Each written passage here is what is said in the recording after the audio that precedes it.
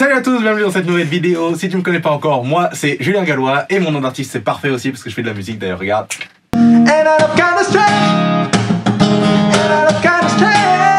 Et aujourd'hui on va pouvoir parler de comment faire, si tu veux, le guide ultime pour des campagnes Facebook à succès, d'accord? Donc on va parler en règle générale, je vais t'expliquer si tu veux la stratégie de base, parce qu'après les petits boutons que tu cliques et les machins, tout ça c'est pas vraiment le plus important c'est vraiment comprendre comment ça se passe, comment ça marche, et ensuite, comment dirais-je, utiliser ces concepts-là dans ta stratégie à toi, et dans tes techniques à toi, et dans tes soucis, dans tes setups. L'idée c'est que tu crées tes propres techniques, c'est comme ça que tu vas pouvoir te démarquer des autres, et c'est comme ça que tu vas pouvoir réussir beaucoup, ok? Donc ce qu'il faut savoir c'est que, quand tu vas faire tes campagnes Facebook, les petites notes là, comme d'habitude, pour rien oublier, ce qu'il faut savoir, c'est que tu auras 3 phases, d'accord? Dans chaque campagne, si tu veux qu'elle marche, va y avoir 3 phases. La première phase, c'est avec la phase de test, ok? Donc c'est là que tu vas tester ton produit, tu vas tester ton audience, tu vas tester tout ça. C'est là que tu vas pouvoir apprendre toutes ces choses-là, d'accord? Donc tu testes, tu vois si ça marche pas, tu testes une autre combinaison, tu peux tester un autre visuel, tu peux tester une autre offre, tu peux tester une autre audience, un autre ciblage, cela, d'accord? Donc tu vas tester, et donc c'est là que, en gros, si tu veux, c'est la phase de cramage de thunes, en gros, ok? C'est là que tu vas cramer tes thunes, c'est là que tu vas tout faire, si tu veux, pour tester rapidement, avoir un maximum de données rapidement, trouver une combinaison gagnante rapidement. Quand j'ai une combinaison gagnante, c'est-à-dire une offre, un visuel, un ciblage qui convertit, d'accord? En vente. Parce que le but c'est d'être profitable, d'accord? Donc, une fois que tu as trouvé ça, donc ça c'est la phase de test, la première phase, ok, donc tu testes tout ça, si ça marche pas, tu testes une autre audience, un autre visuel, un autre ceci, un autre cela, comme on a dit, ça c'est bon. Maintenant disons que ça y est, tu as trouvé ta combinaison gagnante, ok, après avoir cramé un peu de thunes. C'est pour ça que je te disais, dans une autre vidéo, je sais plus, où je parlais du budget et tout, c'est là où je disais, super important de comprendre que c'est pas parce que tu fais pas un retour sur investissement immédiat que c'est grave, dans le sens où tu vas avoir toutes les données qui vont te permettre justement de faire un gros retour sur investissement dans la phase 2 et la phase 3, ok? Phase 1, on a cramé des thunes, on a des données, on a trouvé une combinaison gagnante. On passe maintenant à la phase 2. La phase 2, c'est la phase d'optimisation. Donc c'est là où tu vas économiser les thunes. Phase d'économisage de thunes. D'accord? C'est là que ça se passe. Et donc là, comment tu vas faire? Tu vas couper si tu veux, tu vas regarder ce qui gagne et tu vas couper ce qui gagne pas.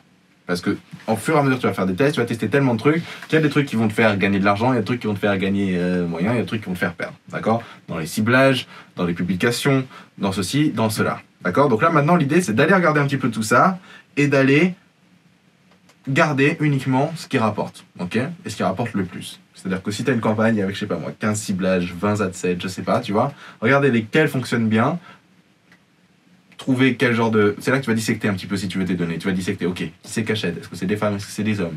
Est-ce qu'ils achètent sur mobile ou sur desktop? Est-ce qu'ils achètent avec cette audience-là ou cette audience-là? Tu vois, dans quel pays, dans ceci, si jamais tu fais de l'international.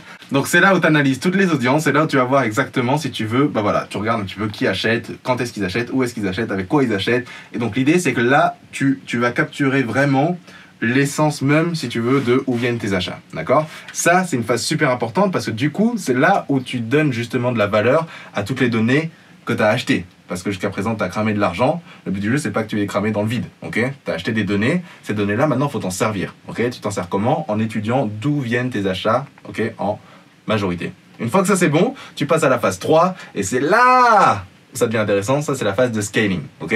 La phase de scaling, c'est quoi? C'est tout simple. C'est tout simple. Après, tu as plein de techniques, tu peux mettre plusieurs trucs en place, tu vas pouvoir, il y a des trucs de duplication, il y a des trucs de manual bid, il y a des trucs de plein de trucs que tu peux mettre en place après, mais ça c'est du technique, c'est pas des trucs qui sont vraiment importants, dans le sens où ce qui est vraiment important c'est la compréhension du truc, ok? Donc ce qu'il faut savoir c'est que la phase de scaling, c'est là où tu vas pouvoir balancer la sauce, d'accord? Parce que l'idée, la base du marketing c'est quoi? C'est que quand tu as un produit, quand tu as une audience qui marche, avec un produit qui marche, d'accord? Tu as mis le produit devant les bonnes personnes, ça y est, tu as trouvé la combinaison qui fonctionne, tu as étudié les données, donc tu as en plus de ça, tu as encore affiné tout ça, donc tu es vraiment bon, ok? Maintenant, une fois que tu es là, il faut juste que tu montes ton offre et ton produit à plus de personnes similaires, d'accord? Donc disons que là, tu avais trouvé un groupe de personnes qui achètent, cool, maintenant trouve d'autres personnes comme ça.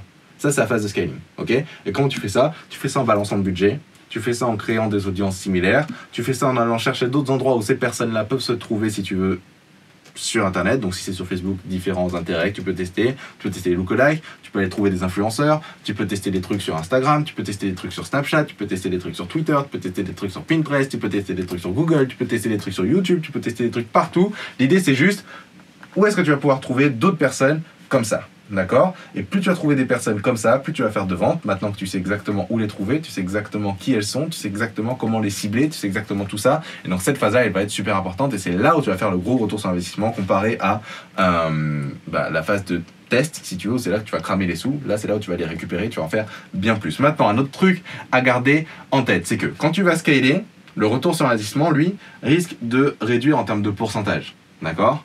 Mais c'est pas important parce que le bénéfice, lui, va augmenter. Qu'est-ce que je veux dire? C'est que par exemple, dans une phase de test, peut-être que tu vas pouvoir mettre 1 euro et récupérer 3. Ok? Ce qui te fait quand même un retour sur investissement de 1 pour 3. Ok? Enfin, de 3 pour 1.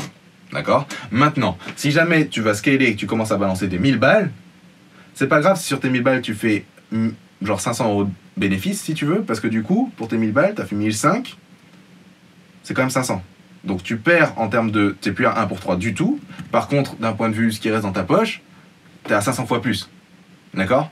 Donc ça, c'est super important de comprendre que quand tu vas scaler, il faut un petit peu oublier cette notion de ROI ou ROIs et ROAs et tout ce que tu veux, tous ces termes-là. Là. Oublier un petit peu cette notion de pourcentage, mais vraiment se concentrer sur ce qui reste au final. Tu vois, c'est ça qui compte. Tu vas augmenter ton bénéfice, on s'en fout du combien, tu vois, si tu as fait du 1 pour 2, du 1 pour 4, du 1 pour 10, on s'en bat les couilles. Au final, ce qui est important, c'est le chiffre au final. Qu'est-ce qui reste dans ta poche, qu'est-ce qui va te rester à la fin du mois, à la fin de l'année, etc., etc. Donc, à garder en tête, parce que du coup, si tu restes avec la mentalité de test dans ta phase de scaling, tu vas te dire, ouais, mais ça marche pas, alors que ça marche très bien.